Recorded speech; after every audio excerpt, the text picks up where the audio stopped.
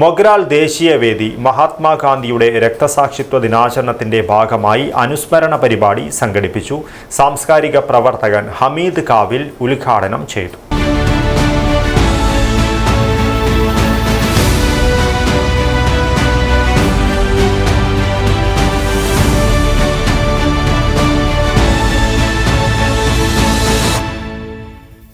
നമുക്ക് മുന്നിൽ തെളിയുന്നത് വഴിവക്കിൽ കാണുന്ന വലിയ പ്രതിമയല്ല, അദ്ദേഹം നടന്നുപോയ വഴിത്താരകളാണ് നമ്മുടെ ജീവിതത്തിൽ നമ്മൾ പകർത്തി വെക്കേണ്ടത് എന്ന്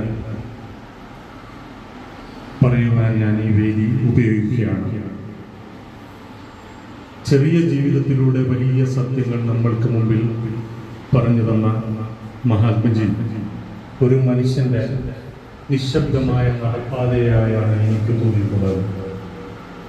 അവർ കടന്നുപോയ ഓരോ വഴിത്താരകളാണ് ചരിത്രം അതിൻ്റെ സ്വന്തം ലിപികളാൽ കുറിക്കപ്പെട്ട യാഥാർത്ഥ്യം ഉൾക്കൊള്ളുന്ന ഒരു രാഷ്ട്രത്തിൻ്റെ നിർമ്മിതിയിലേക്കാണ് എത്തപ്പെട്ടത് എന്നുള്ള കാര്യത്തിൽ സംശയമില്ല. അഹിംസയിലൂന്നിയ ജീവിത ചക്രം മുമ്പോട്ട് തിരിക്കുമ്പോൾ അതൊരു ആയുധമായിട്ടല്ല അഹിംസയെ മഹാത്മജി നമ്മോട് കണ്ടത്, നമ്മൾക്കായി കണ്ടത്. അത് അദ്ദേഹത്തിൻ്റെ ജീവിതത്തിൻ്റെ ശ്വാസമായിട്ടാണ് അടയാളപ്പെട്ടിട്ടുള്ളത്.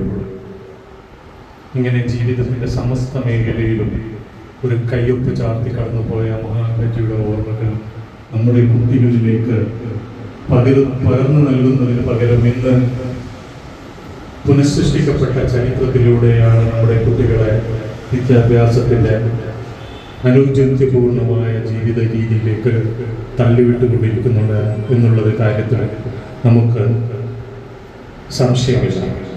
ചടങ്ങിൽ പ്രസിഡന്റ് AM സിദ്ദിഖ് റഹ്മാൻ അധ്യക്ഷത വഹിച്ചു. TK ജാഫർ അനുസ്മരണ പ്രഭാഷണം നടത്തി.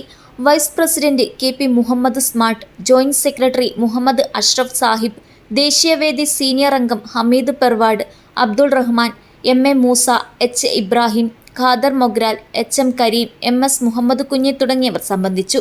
Secretary PM Muhammad Kunhi tiles സ്വാഗതവും MGA റഹ്മാൻ നന്ദിയും പറഞ്ഞു. News bureau, Kasaragod.